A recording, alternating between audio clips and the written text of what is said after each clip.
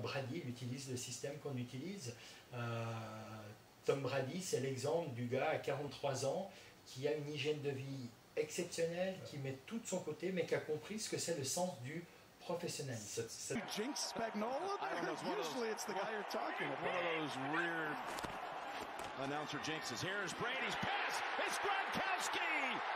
Back again!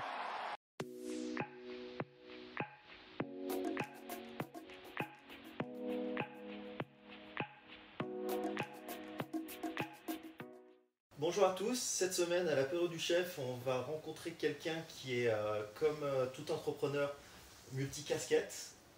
Michel Mater, je vous laisse vous présenter les différentes casquettes, puis celles qu'on va surtout aborder aujourd'hui. Alors, les casquettes, c'est comme au Tour de France, hein, on peut les ramasser ou les avoir sur la tête. J'en ai plusieurs sur la tête. Je suis ophtalmologue, je suis à la tête de plusieurs centres d'ophtalmologie sur Genève.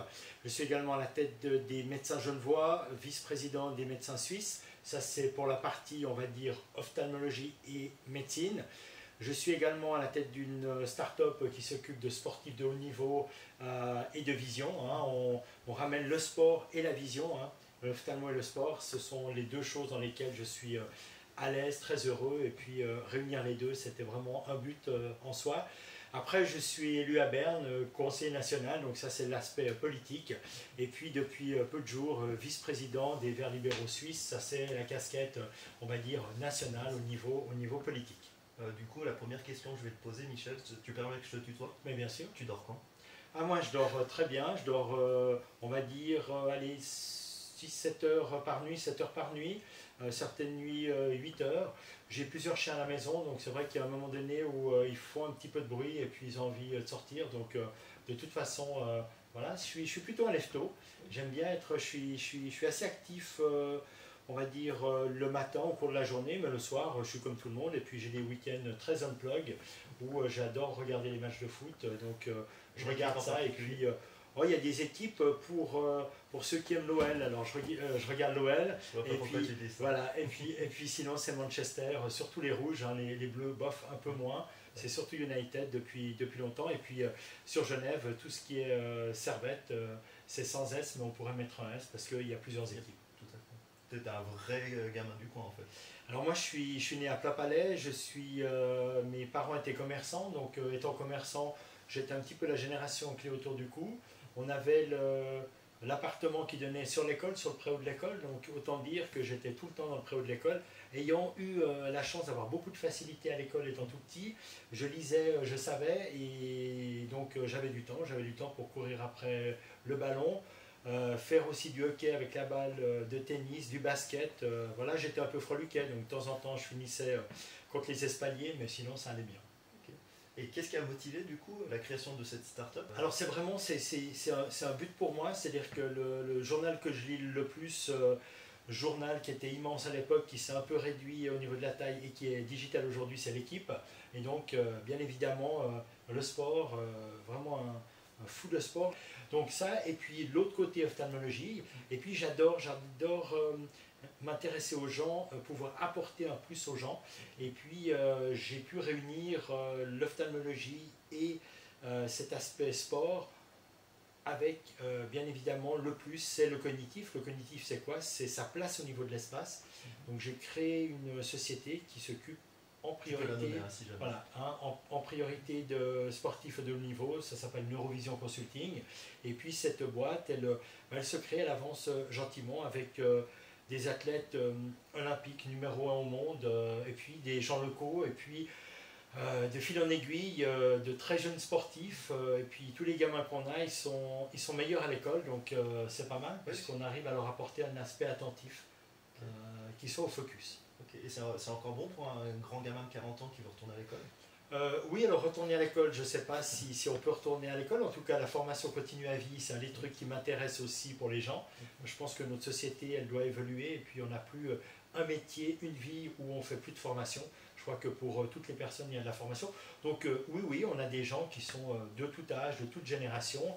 Il y a un bout aussi qui est à Los Angeles. On a des acteurs même hyper célèbres, âgés, qui sont à LA. Alors pour beaucoup c'est Secret Weapon, c'est vraiment un truc secret, ils viennent et puis ils osent pas trop le mettre en avant parce que ça leur apporte et puis ils prennent ça. On a eu des numéros 1 du tennis au niveau mondial. Voilà, ils étaient plutôt discrètes sur le fait de faire du neurotracker, c'est le neurotracker qu'on utilise. Ok. Et du coup, si je comprends bien, ça ne s'adresse pas forcément qu'aux athlètes. Non, alors on vient de dire, on est parti sur les athlètes, on s'est dit voilà, on peut faire du bien aux athlètes, et puis c'était surtout ce qu'on a visé, c'est la performance. C'est comment est-ce que j'utilise mieux mon champ visuel, comment je vois mieux, comment je traite mieux l'information, comment je peux aller chercher l'information, la ramener à moi et la traiter, parce que les informations, il faut savoir que le cerveau, 80% des informations, elles passent à travers les yeux. Donc on s'est dit, pour reparler au cerveau, autant utiliser les yeux, c'est plutôt bien. Donc on a trouvé un système, des petites balles jaunes qui bougent, et puis il y en a 8, et il y en a au début, elles sont jaunes, alors le système s'arrête, 4 deviennent rouges, et puis elles redeviennent jaunes, elles bougent, puis à la fin il faut dire les numéros des 4 qui étaient rouges. Ça paraît tout simple, quand ça va lentement on se dit, easy, easy, mais quand ça va vite, puis quand on voit des gars gardiens du Genève Servette ou des gens comme ça qui sont à un niveau juste exceptionnel, eh bien ces gars-là ils arrivent à suivre les balles, en fait ils développent une stratégie et c'est comme ça qu'ils vont en fait avancer dans tout ce qui est au niveau cognitif. Et ce qui est impressionnant, c'est qu'ils nous disent qu'on les place en slow motion. Ils nous disent qu'ils ont plus de temps pour voir arriver l'information. Donc on a eu pilote de Formule 1, on a eu hockey, etc. Alors on a eu Romain Grosjean, on a eu Ballon, on a eu des clous, on a eu des gens comme ça. Donc des gens vraiment qui sont venus, qui ont suivi ceci. Et puis voilà, après il y a d'autres athlètes. Et puis il y a ceux qui crochent, il y a ceux qui n'arrivent pas à réaliser qu'on est dans une dimension autre. Ce que je dis souvent, c'est que c'est une pièce en plus du puzzle. Ça veut dire que c'est pas le fait de prendre la place du coach ou bien prendre la place de quelqu'un d'autre, c'est vraiment aller dans une autre dimension. Pour ceux qui connaissent Djokovic, qu'on n'a pas eu, mais si on s'intéresse à un athlète comme Djokovic, comment se fait-il que ce gars-là, il ait un pourcentage plus haut que les autres au niveau de la performance? C'est d'aller chercher tout ce qui peut être en dehors du je cours plus vite, je saute plus haut et puis je mange bien et je dors bien. Tu t'intègres complètement du genre dans un staff qui pourrait y avoir donc, du coup le préparateur physique, le coach mental et vous. Il faut qu'il soit présent. Moi ce que j'aime c'est que l'athlète vienne avec son coach, que le gamin vienne avec ses parents, c'est-à-dire qu'il y ait une compréhension de tous. Parce que sinon ça paraît un truc mystique un peu. Je suis devant un écran, je mets des lunettes 3D, je regarde des petites balles qui bougent et je vais mieux. Et puis quand on a des gens comme Céline Ventil, athlète qui se prépare pour les Jeux paralympiques de Tokyo, j'espère pour elle qu'ils auront lieu. Elle est à Dubaï là aujourd'hui. Voilà, j'ai vu les images, comme on dit, on serre les pouces pour elle dans sa préparation, qu'il n'y ait pas de blessure surtout, qu'il n'y ait pas de choses comme ça, mais pour une athlète comme elle, qui a eu un traumatisme crânien, eh bien, la première fois que je l'ai approché, je lui ai expliqué le concept, et puis il faut aussi aller se dire, tiens, est-ce qu'il peut réellement m'apporter quelque chose? Et l'autre jour, elle a posté un témoignage pour moi qui m'a touché, parce qu'elle a dit, je perçois des choses que je ne vois pas. Je perçois des choses que je ne vois pas. Et c'est vraiment là où on veut aller, avec les athlètes et avec des gens qui ont un handicap visuel.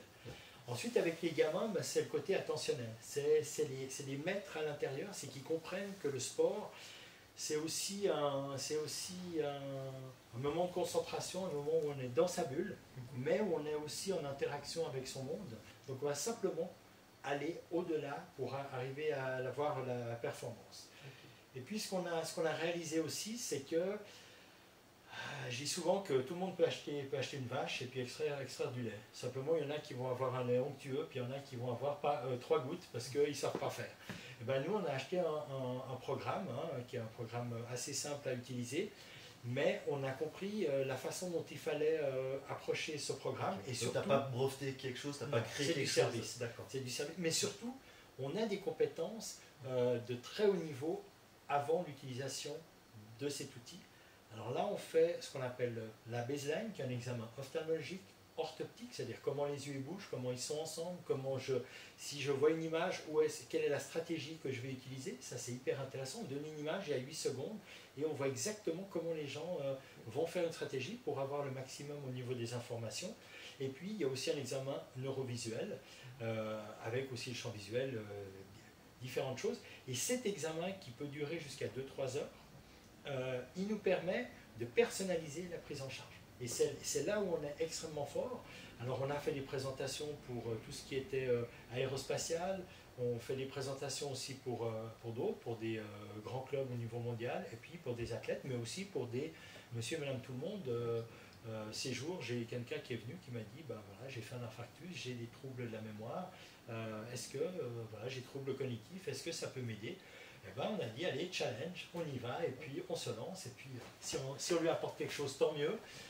C'est sans injection, sans goutte, sans comprimé. C'est vraiment bring your brain. C'est vraiment apporte ton cerveau avec toi, et puis ben, mon gars, tu bosses et tu nous donnes un feedback.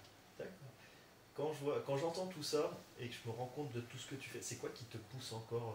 T'as combien de centres ophtalmologiques? Alors, on en a 4. 4, donc 4 centres, la politique, t'adores le soir. Enfin, qu'est-ce qui te pousse encore Moi, je suis heureux de me lever le matin. Je suis quelqu'un qui... j'ai une volonté inoxydable. Donc, c'est vraiment cette volonté. Je fais aussi du sport. Mon sport à moi, c'est faire du vélo. Ça rend très humble parce que quand on fait l'Alpe d'Huez, par exemple, ou bien des cols comme ça, et ben, le jour où on est bien, les pédales on les sent pas, puis le jour où on est mal, ben on a l'impression qu'on va hyper lentement. Cet été, pour la première fois, j'ai fait un tour où je me suis dit, mon gars, tu as la journée, vas-y, mais mollo, je me suis arrêté, j'ai fait des photos, ça m'était jamais arrivé de ma vie, parce que souvent j'allais avec des potes. Et puis, ben, en faisant le tour, alors j'ai fait le Noufnon, le Gothard et la Fourca, voilà. Okay. Bon, le soir, j'ai trouvé un bon resto, j'étais tout seul avec un bon coup de rouge, et puis j'ai bien mangé, mais c'est ce côté, le but, moi, c'est surtout le bien-être des autres.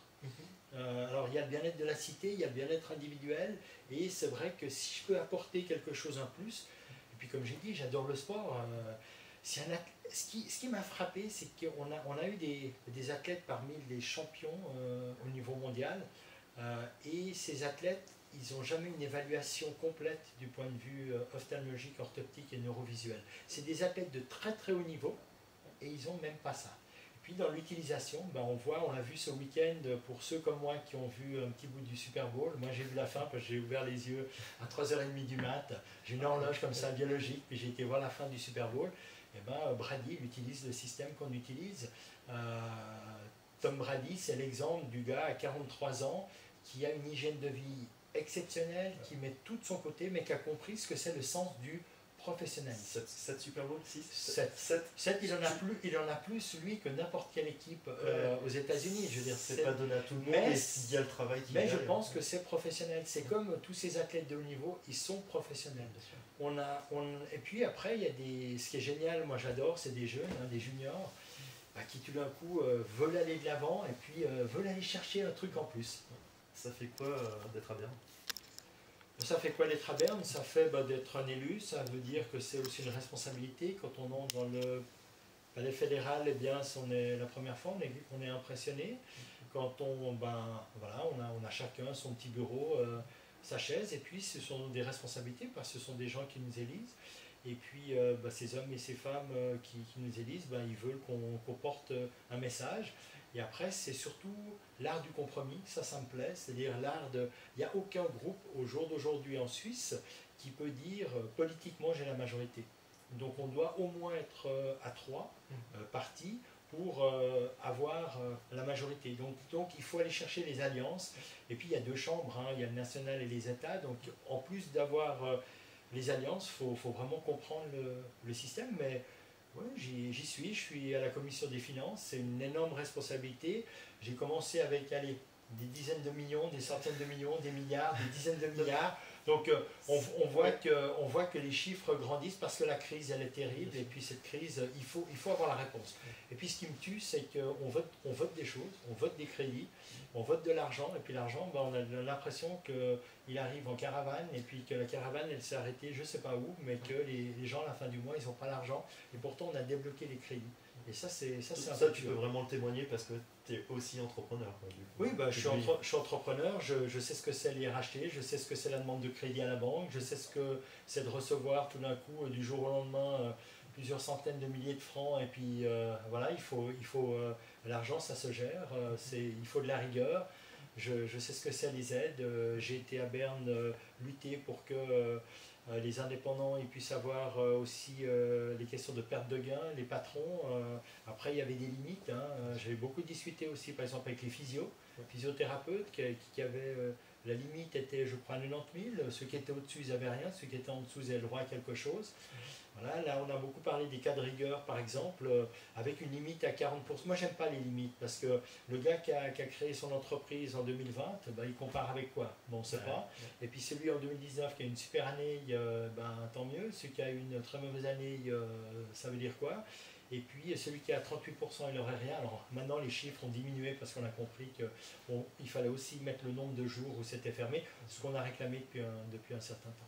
Donc être à Berne, c'est une vraie responsabilité, c'est aussi une fierté individuelle d'un parcours de vie qui a amené du Préau de l'école Hugo de Senguer à Plat Palais au Palais fédéral pour être conseiller national. C'est aussi un parcours de vie. Okay. Et ce parcours de vie-là, tu es encore prêt à le modifier oui, parce que tu te lances dans une nouvelle campagne. Là, oui, bah voilà, on va aborder. Moi, je suis plus là pour évoquer le sport.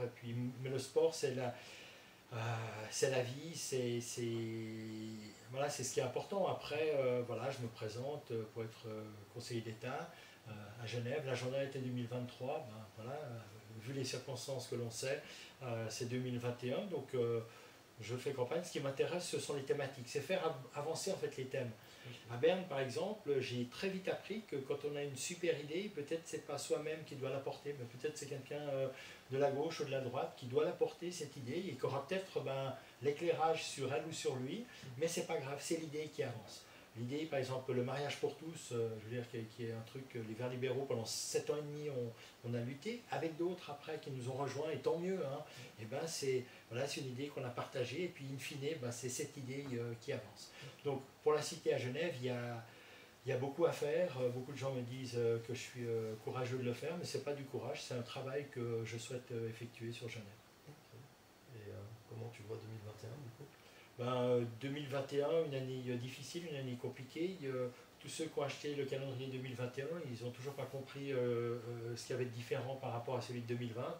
Et puis, voilà, quand on bouge, on aime bien bouger, on aime bien aller ailleurs. J'ai beaucoup voyagé au cours de ma vie, il y a beaucoup sac à dos pendant excessivement longtemps. J'ai fait une fois un voyage de 15 mois. Voilà, c'est assez formateur. J'avais pas d'argent, mais je notais toutes les dépenses et puis on essayait d'aller au budget le mieux possible. Je dormais dans les bus la nuit et puis un peu sur les plages de temps en temps, comme tous les jeunes. Voilà. Après, j'ai voyagé avec des conditions qui étaient un peu différentes.